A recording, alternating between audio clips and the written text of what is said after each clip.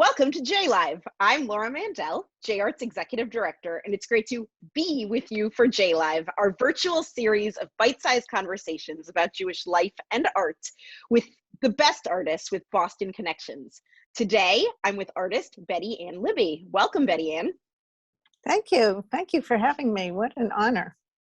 I'm so happy to be with you because I've been such a fan of your work for so long.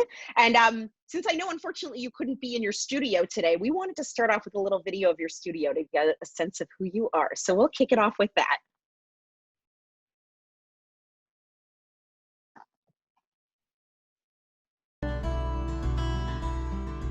My name is Bette Ann Libby. I do a lot of art. I was a potter for 35 years. Now I'm doing mosaics with broken pottery. I made the pottery for years and years, and when something broke, I felt really badly. But then when I discovered mosaics and making new things from broken pieces, it made me feel, okay, if something's broken, I'll make it into something new. And everyone brings me their shards, and I'll find a bag at my door with a note. This was my grandmother's plate. I felt so sad, but then I knew you'd make something beautiful out of it. Mosaics are a way of healing. They're putting things back together into new images. Isaac Luria was the mystic of Safed in 16th century Israel. His theory was that the universe was a vessel. When the world was created, the vessel shattered, and all the pieces went flying, and now we are putting all those pieces back together. And there's a Hebrew expression for it called Tikkun Olam, which means healing the world.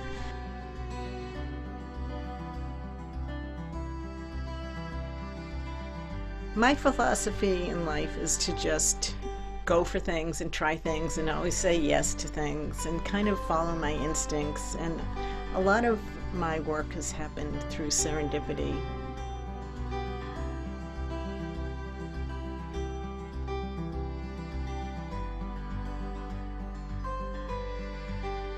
My mosaics have developed, they've evolved, and I've used a lot of mirror in the mosaics. I like incorporating mirror because it picks up all kinds of colors and it makes the mosaic really dynamic and alive.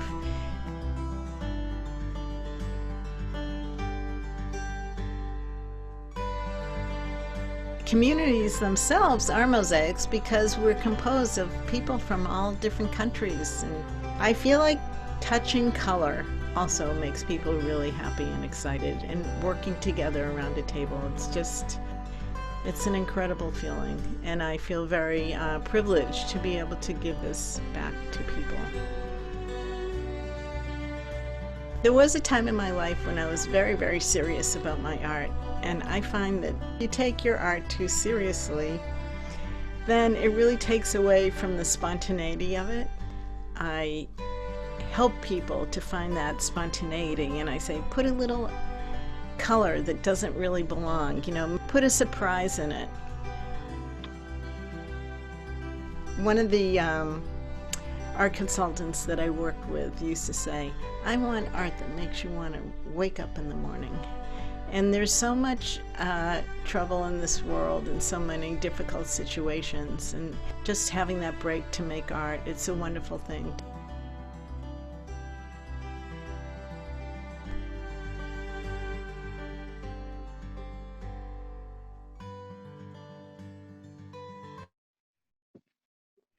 What a beautiful snapshot of you and your studio. So although I love being in your studio in person, that really gave a lovely taste. So thank you. You're welcome. I wish you could be there. Okay, so that will be for another day. But for today, I think it's so interesting how you talked about this a little in the video, but you talk about this a lot just when we're in conversation about how you were a potter for 35 years, but you don't want to be pigeonholed as an artist. Tell us a little bit more about that. What does that mean to you? I'm one of those people that are makers. I love making things. Give me a tool and I'm happy. And fixing things, creating new things. It's just my kind of the art student in me. That's what I like to do. Absolutely. And I know Ellie Kuplow is an artist and dear, friend of yours who has passed away, but who has really had an influence on your artistic process in life. Can you tell us a little bit about her and what her influence was? Well, Ellie and I were in one of the first Judaica shows that I had been in. When I moved to Boston, I went to mail the postcard invitation for the show, and the guy says, "Oh, you must know Ellie," and I had just been there like a week. So anyway, that's how we met. We met at the opening, and I just love her sense of happiness and joy, and combining that with Jewish tradition. And one funny thing that she said to me was, you can't dance at two weddings with one tuchus. So that's why we're not in my studio, because I'm in New York at the moment. She was clearly a very wise woman. So you spoke a little bit about this in the video, but I think it's so special how you're an individual artist and you do a lot of work on your own, but you also do a lot with the community. And you mentioned to me how Rosie's Place is pretty central to your story from early on and as a collaboration. Tell us a little bit about Rosie's Place and what impact it's had on your artistic career. So Rosie's Place is a women's shelter in Boston. And I was a single parent for many years. And when I moved to Boston and remarried David, I joined this Women's Caucus for Art, and they were having a benefit for Rosie's Place, but they only wanted wall pieces. And at the time, I only had functional pottery, basically, and some sculpture. So I looked around my studio, and I got to do something. This means a lot to me. So I found my shard pile, and all potters have shard piles. They just don't throw away these broken things. And I put together an image, and woo, it was great. So I took all the wrong materials, Elmer's glue, plywood, threw it together, and they sold it. And that was the beginning of my mosaics, which was kind of the exit to my pottery. Well, and like all good artists, necessity is indeed the mother of invention. So here we are. Okay, another project you did that I am so taken by was a project that you did with the MFA for the Martha Elliott Health Center of Children's Hospital. And I think it's beautiful, in addition to the fact that it physically is a beautiful piece at the end, but it's so representative of the highest form of tzedakah and community engagement. Tell us a little bit about this project, and I know we have some photos as well. So the MFA hired me to do basically a school vacation week to teach mosaics, and their theme for the week was shapes. So I said, well, what would you like me to do? They said, well, we don't care, just do something. And I was like, I do not want to do like little 6-inch square things that the kids will take home and the parents won't know what to do with it. So I conceived of these 5 Paul Klee murals called The Village, and each day we did a different set of 4 panels that made up the village. So it was the same image, basically the same outline. And so one was fall, one was spring, one was winter, one was moonlight, and one was midnight. So the other part of it was that the MFA said, well, we want you to teach about mosaics, about the history of mosaics. So I look around the room, and there were 740 kids in 1 week. And every 25 minutes, there was a different group during each day. So I looked at the kids and I go, okay, forget this history. They're like 6 years old. They're little. So I said, did anyone ever break anything? And all the hands go shooting up. And that really engaged them. And then I said, you're not going to take something home today. We're going to make something for the children that are sick in the hospital. And when the children see this, they're going to forget about not feeling well for a few minutes. And so you're doing a really good deed by making this for them. And I just have to say, as the mother of a 6-year-old, I could not appreciate that more, because no one likes to bring home little bits of art that you then have to do something with or lie to your kid about. But what a special opportunity, right? I know. But what a special opportunity for these kids to be involved with something bigger. These are absolutely gorgeous. And I find that with all the community projects that I do, it's very cathartic for the people participating, because my general way of doing these commissions is that I give the opportunity to whatever organization it is to give me a theme, and then I give them some examples of what I would design. Then they choose the design, and then I prepare the panels with, you know, the outlines and whatever I need to do to get it set up. And then I provide each section with different colors. So all the participants need to do is place the shards on. And I find that is very satisfying. It's like doing a puzzle. But you can put the shards anywhere and make them fit. And when they touch color and when you make shards fit together, it's a really wonderful feeling. It's like the aha moment. Oh boy, it fits. And they just get so excited. And then when they see the final piece, there's a lot of pride in it, especially when it's hanging in their own community. You speak the truth. And I know that a few years ago, you also did a community piece with the Vilna Shul. Tell us a little bit about that experience. So the Vilna Shul has gone through a huge renovation, but parts of it had to remain intact as a historic building. But they did have a fresco on the wall of a pot of flowers, or a big bowl, like an urn of flowers. So I called it Sacred Flowers. So I took that image of the urn, and then I took the windows of the Vilna, the round top windows, and I put that as the background. And so I did this drawing up, and they loved the drawing. So then they invited people from the whole community to come, from all walks of life, which gave them a great reason to go into the Vilna to see, hey, this is what's inside this building that's been here for, you know, a couple hundred years. And, you know, without an intimidation factor. And plus that they had this, you know, the task or the joy of putting together a mosaic made it even a nice way to have an introduction without, you know, being intimidated by, oh my God, it's a synagogue. I've never been in a place like that. I love how the theme in your work is taking away the barriers and the intimidation and really making people comfortable with art. I think that's so special, since so many of us are scared of art. That's really cool. So I also think it's interesting, you and I share a love of public art. And one of the things that I think I was a fan of before I even realized you ran it is a program called Studios Without Walls. Tell us a little bit about it. Well, Studios Without Walls came about because of my participation in Brookline Open Studios. So I have my studio in my home, which I love because I can get up in the middle of the night if I have an idea and just play around for 10 minutes or 2 hours or whatever. But as far as having it for open studios, not so good because we're kind of out in the boondocks of South Brookline. But the other studio artists that have group venues had like hundreds of people. So I was at Allendale Farm one day, and the manager, John Lee, said, oh, guess what? Jamaica Plain artists are going to have a show here. So they need people. So why don't you participate? So that was the catalyst. So I did it. And then I said to him, let's do it for Brookline Open Studios. And he said, great. So we started with 4 artists, and that's how it all started.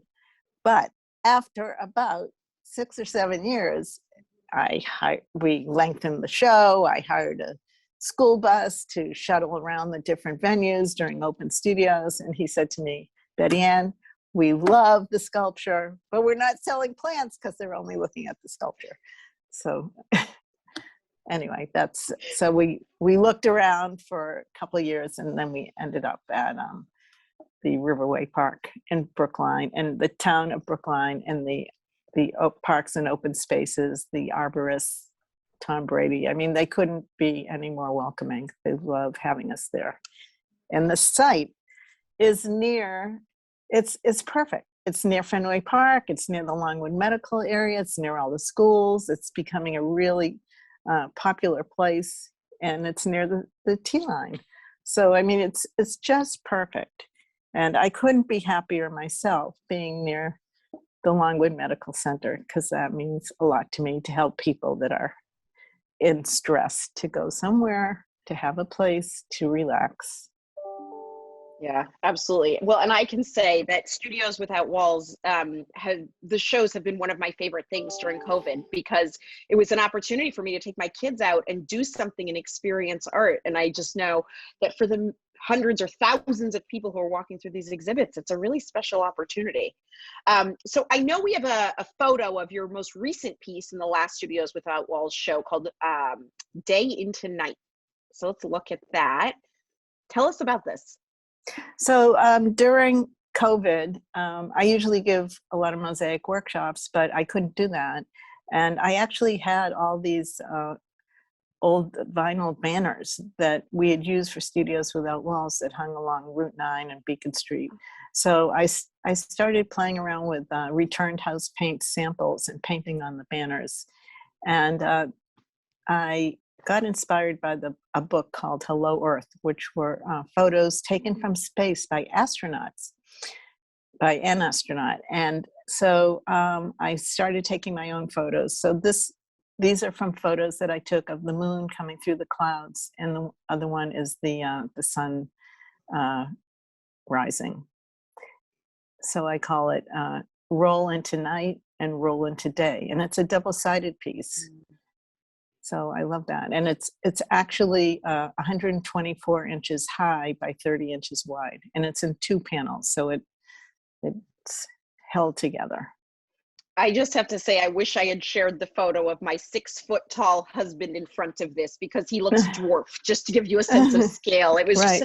It was really beautiful to stand under and just look up at. I'm sorry it's not out anymore for the rest of you to see, but it was a really beautiful exhibit. I had to find the exact trees where it would fit in between. And I have to say kudos to the bucket loader operator who has hung all our pieces in the trees, and he did such a fabulous job. Well, and I have to say, in addition to your piece in Studios Without Walls, there was another piece that were cocoons that I just was absolutely taken by. I believe they were by Ann Eater. Is that correct? Yes, and Anne is a multi-talented, she's just brilliant. I mean, every time she does a piece for Studios Without Walls, she expands my vocabulary, not just visually, but literally. And it's great to work with her. And those cocoons lit up. So a lot of the artists this year I missed that. Yeah, well, you had to be there at dusk. And a lot of the artists this year were able to use solar lights. And the theme of Studios Without Walls this year was The Light Gets In, which it's all about COVID, really. I mean, it's all about changing, looking at life better, being more positive. And so all the artists, I mean, we do have a competition for Studios Without Walls. It's a juried exhibition, juried by the panelists are all Studios Without Walls artists. So, we have to choose the best pieces that will work. And, some of the pieces, there were a lot of birds, for example. So a lot of weavings, a lot of found objects. So, we had to select which pieces worked well together and curate them, into the gallery walk. No, it was beautifully done. And I just have to say, for someone who started it as a potter, as you've already said, you do so much more than pottery. And I just love the expanse of how you think about how we all engage with art. I think it's really special. So I know we also have an image of a piece you made with MRI film. And I want to look at it because I want you to tell us about this. What is this? Okay, so the one with the sky is called Sky's the Limit. And the one on the right with the children is called No Limits. So what happened was my mother was also an artist. She was trained at the MFA as a jeweler. And she just had a wonderful sense of style and was very supportive of me and creative also. So she had some MRIs films done. That's in the days when they actually gave you these giant pieces of film. So she says, here, why don't you take them? Maybe you can make something out of them. So I had them for a while, and then I started fooling around with them, cutting them and painting them. And so what I did with these is I spray painted the inside, and then I gathered them together in different forms. And I've shown them in several different places. And the idea of the MRI film and just remember, we're in the Longwood medical area, is that the MRI may indicate something scary, or when you have the MRI, you're in a frightened state because you don't know what the outcome is, but you're going to get through the other side. And that's why I call it no limits and sky's the limit. Beautiful. I also just want to tell you, these are not questions, but compliments in the chat. People really enjoy your work, and we have lots of nice comments. I just want to let you know that. Thank you. And while we are just about at time, I have one more question that I'm dying to ask you. You mentioned to me a long time ago that you had spent some time living in Samoa, and that when you were there, you were the first art teacher the kids ever had. And that really struck me. So I want to tell us a little bit about that. Well, it's funny because actually when I went to Samoa, I had read Margaret Mead in college, and I thought that I would go and learn pottery from the natives because I was into pottery already. But then I get there and they had no pottery, and I thought, wait a minute, I better read the book again. So because what happened was in Samoa, they had they didn't have clay. They had coconut shells if they wanted to drink out of something, and they also had banana leaves for a plate. So it was a really, really simple, recyclable culture.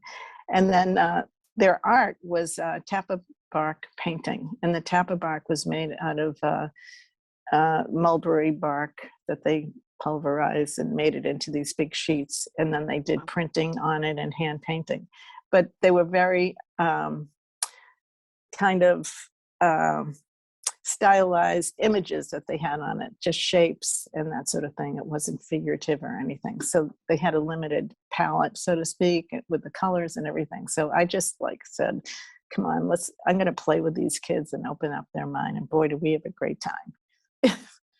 Wow, that is so cool. Well, Bette Ann, I know 20 minutes flies by.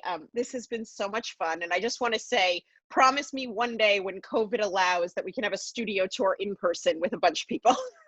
Absolutely. I love it. Awesome. And you come down to Studios Without Walls too, because that will be continuing. We are being welcomed back. Awesome. Wholeheartedly by the awesome. Brookline. Well, and okay. I can tell everyone out there that JArts is a proud supporter of Studios Without Walls because we are believers in the beauty and the work that you're bringing. So thank you on behalf of all of us. Thank you so much again. It's just been delightful. Thanks, Laura.